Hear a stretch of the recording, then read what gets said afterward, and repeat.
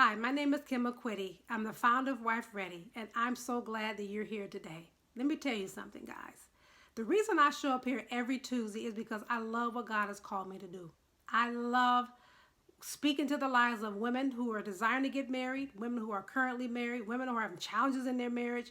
I'm here for it all. This is what God has called me to do. This is what He's anointed me to do. This is what I love to do. This is what I'm passionate about. And I don't just show up here every week because I don't have anything else to do. It's my heart to help you win. It's my heart to be here to be able to walk you through some things that you may need some wisdom and guidance in. God has literally given me the gift of wisdom when it comes down to marriages. He has. And I love to be able to share that with you. So today I want to talk about identifying a man who is husband material. How to identify him. What does that look like? What are some things to be looking like? I know we talk about wife material. I hear that all the time, but what does it look like for a man to be husband material? What does it look like for a man to be ready to take on a family? I'm going to give you 8 practical things that you can look for. Now, let me say this. One thing I'm not going to talk about is him being a believer or not. If he's not a believer, do you already know what the word says about that? You already know what the Bible says about not being unequally yoked with unequally yoked in your relationships, not marrying someone of the same faith. Missionary dating, I'm telling you guys, that will get you nowhere. It will get you nowhere. If you found him as an unbeliever, you can't make him be saved. The Holy Spirit has to be the one to draw. And I'm not going to unpack all of that. That's a given. That is a given. I'm not even going to talk about that because that's a given. You already know that. You already know that that's not the will of God concerning you. God will not send you a man who is not his son. So if he's not a believer, he didn't come from God. He didn't come from God. But I do want to give you 8 practical things that you can look for. Let me say this before I get into that. We have so many men who are at a disadvantage because they grew up in homes without a father. And my heart really goes out to them because mothers, let me say this. Those of you, you're raising your sons, kudos to you for raising a son in the fear of God, for doing it by yourself. It's not easy. It's not easy to be a parent, more or less, doing it by yourself. Kudos to you for pouring into your son to be the man that you believe that God is calling him to be. But there's something about a father in a man's life. There's something about being affirmed by a man. There's something about a boy being raised by his dad. When a little boy is not raised by his father, he has to learn how to make up manhood out of thin air, masculinity out of thin air. Yes, moms, you did all that you knew to do. Kudos to you. But there's something that a man can give a male child that a mother cannot. Just like there's something that a mother can give a daughter that a father cannot. There's gender differences. So unfortunately, there are many men who are at a disadvantage because they didn't grow up with their fathers, but that does not mean that they're not qualified to lead. That does not mean that they're not husband material. It does not mean that they can't be a great husband. It cannot mean that they cannot be a phenomenal father, because there are many men who have come from backgrounds like that, have not let that be the landscape of their life. That may be their story, but it does not dictate their future. They're not victims of their circumstances. So today I want to share again 8 practical things that you can look for when you're identifying a man who is husband material and husband ready. Number 1, he is responsible.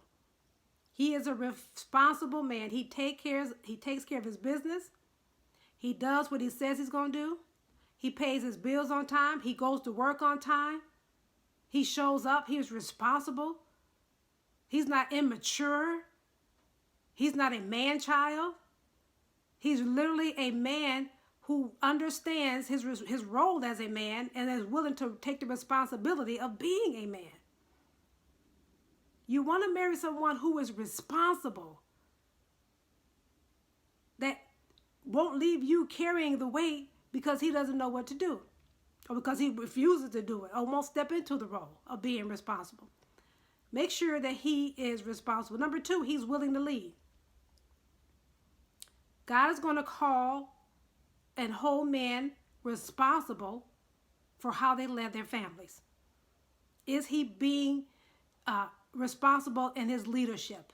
Is he willing to lead the family? Has he counted up the cost? I was talking to a guy, newly married, not long ago, and we were just chatting, and he was just sharing his heart. He said, I really want to go tell these single guys to just pay attention and ask them, have you really counted up the cost of what it's going to cost you to be responsible for a wife, for a family, for a home, for leading? Because God is going to hold you responsible for that. Responsibility, leading, goes hand in hand. Is he willing to lead? Is he willing to lead? Because if he isn't, your family is going to suffer as a result of it. And let me tell you something, women. God put the man in charge not because he's wiser or not because he's smarter, but because it's a part of his divine design. And if you try to take that place from him, he will not bless his competition. He won't anoint you to lead your family. He won't bless you to lead your family. Your husband, that's his position to lead your family. And I feel like I'm getting all over into the married women's space right now. I will say this is like the thoughts is crossing my mind. If you're in a relationship, if you're just happen to be watching this and you're married and your husband isn't leading, you can pray that man into that position. You can speak life into him. You can call those things that be not as though they were. Prayer is the best weapon for changed behavior. Prayer is the best weapon for changed behavior. Is he willing to lead? Number 3, he will make his intentions clear. A man who is husband material, who is ready to lead, who is responsible, will make his intentions clear. Coming out of the gate. You don't have to wonder where he is. You don't have to wonder where his heart is. You don't think you're being played. You don't wonder if he's going ghost when you text him. He will tell you, this is where I am. This is what's going on with my life. This is where I believe God is heading me, telling me to do. This is what the purpose is for my life. He's going to make his intentions clear with you. You're going to know beyond a shadow of a doubt where you stand. He's not going to be coming playing games. He's not going to be playing mind games. He will make his intentions clear.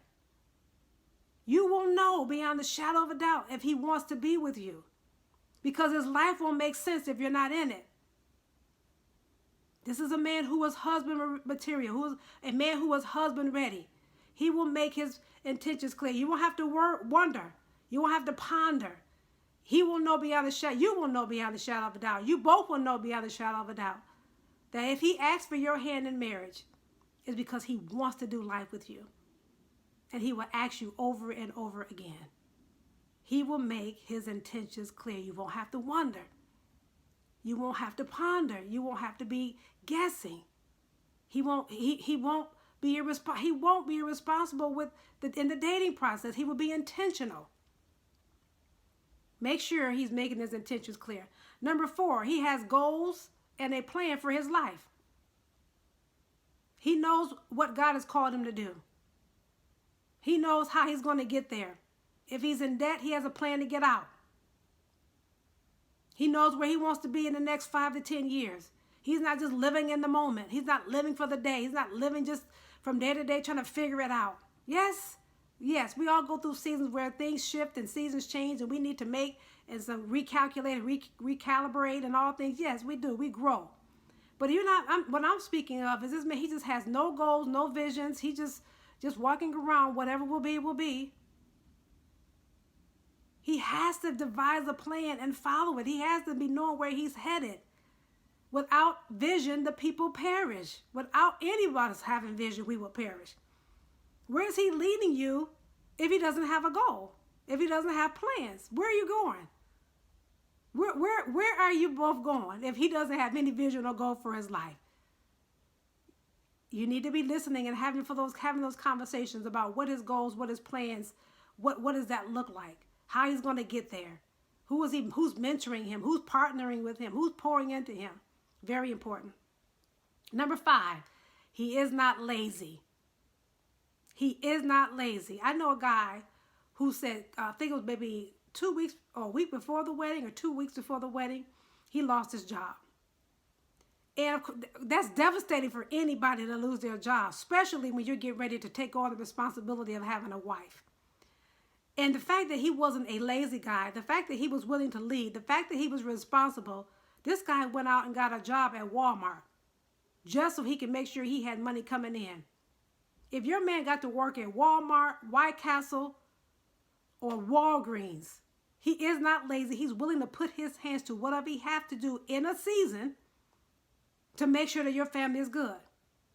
He can't be lazy, because if he's lazy, he doesn't have a goal, he doesn't have a plan, guess who's going to be carrying the weight of the family? I'm not saying you taking the lead. I'm saying carrying the weight, which means you may be the one having to work because he won't work. Also, another form of laziness in relationships is being emotionally lazy. Not willing to work on any challenges, not working any conflict, just checking out, deflecting, avoiding. That is very serious, and it's something to be taken into consideration. A man who is lazy emotionally, a man who won't take care of himself, who won't cut his hair, who's looking all slouchy, who won't even make sure his appearance is halfway decent. These are the things that you're looking for when you're looking for a man to know if he's prepared to lead his family, if he's prepared to be a husband. Is he husband material? Number 6, he isn't selfish. I'm going to link all these in the description so you'll have them. He isn't selfish. Listen, the Bible says that a man should be willing to lay down his life. He's to love his wife as Christ loved the church and gave himself. Christ gave himself for us. Is your husband, is this husband to be, is this husband ready, material man, willing to lay down his life for you? Willing to lay down his life for his family? Living selflessly so he can serve you and you can serve him. It goes both ways. It's not always one-sided. Marriage is brutal on people who only think about themselves. It's hard on people who are selfish. You go from me to we in every sense of the way. In a marriage, you are one flesh. You are on the same team. You are nothing less than a unified front. You will either win together or you will lose together. He isn't selfish. He's thinking about others other than himself. He's thinking about you. He's thinking about what it takes to make sure you're good. Make sure even just long-term plans, and going back to vision and plan. Make sure you guys the retiring dignity and not just spending the money just for the day, all on himself, and you don't even know what he does with his money. That's a whole other thing. That's going back to being responsible. But is he selfish? That's another thing to take into consideration. Number 7, he knows what his purpose is. I mentioned that before with goals and vision. He knows what God has called him to do. He knows that where you're going to help him and how he's going to help you, how you be purpose partners. Marriage isn't just for preference, it's about purpose. You have a purpose, he has a purpose. There's something that both God has called you all that you can do better together than you can do separate. What is his purpose? What has God called him to do? What is he working towards? What is he putting his hands to? What's that dream in his heart? What makes him fulfill? What makes him get out of the bed singing every morning? If he can't sing, just glad to get out of the bed in the morning and putting his hands to. What is he passionate about? What can he do for free? What does he love to do? What just oozes out of him? What just comes seems like effortlessly out of him? What is his purpose? What is he always talking about? That's going to play a huge role in your marriage, what his purpose is. Because let me tell you something, if he's not working in his purpose, he's going to be very frustrated and unfulfilled. He's going to be very disgruntled. Until we all are doing what God has called us to be and to do, there's this frustration that's underlying, like there's got to be more. I was put here on earth for something in particular. What is that? What is that? What is that one thing? What is the why of my life? What is the why of his life? You need to know what the why of his life is, because you will deeply be impacted by what that is. You will be impacted by what God has called him to do. If he's called to travel the world, you're going to be impacted by it. If he's called to pastor, you're going to be impacted by it. Whatever that is, whatever it looks like, you need to know what his purpose is. And if that's something that you believe that God is aligning you with to help him walk it out, to be his helpmeet, to be his helpmate. I said it right. His helpmeet. A helpmeet is divinely designed. A helpmate anybody can have. A helpmeet is divinely designed.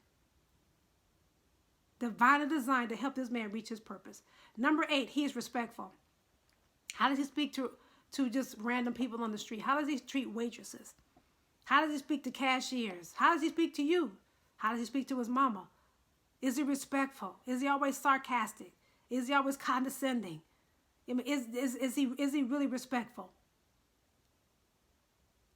This is something you have to pay attention to. The mouth is a tattletale of the heart. You're listening for these things. You're paying attention to what he's saying. You're making sure that this is what you want to align yourself with. Who you want to align yourself with. Is he respectful? He's not dismissive of your feelings. That's a whole nother subject for a whole nother day. But is he respectful? Guys, it is very important that you have the conversations, that you're asking the right questions, that you're listening for the answers. Because at the end of the day, the person that you marry, everything that you do will be marked by the person that you're married to. Everything that you do will be marked by the person that you're married to. And you want to marry a man who was ready, who is prepared, who wants to lead, who died himself, who's responsible, who's going to take care of his family, you're going to be a well cared for wife. And contrary to popular belief, there are men out there who are responsible, who aren't lazy, who are respectful, who does have goals, visions, and dreams for their lives, who isn't selfish, who are men after God's own heart. And I encourage you in that pursuit, as you're dating with intent, as you're in relationships with these, the relationship that you may be in now or that you'll be in the future, and that you'll let God just lead you and guide you by his peace. Because he wants you to marry well. He wants you to marry the one that's more suitable for you. Because it makes all the difference in the world in your relationship. These are just a few things that I wanted to share with you on if a man is husband ready, husband material, what that actually looks like. And I hope these have added some value to your life. Don't forget to like and subscribe. And I will see you in the next video. Take care. Bye-bye.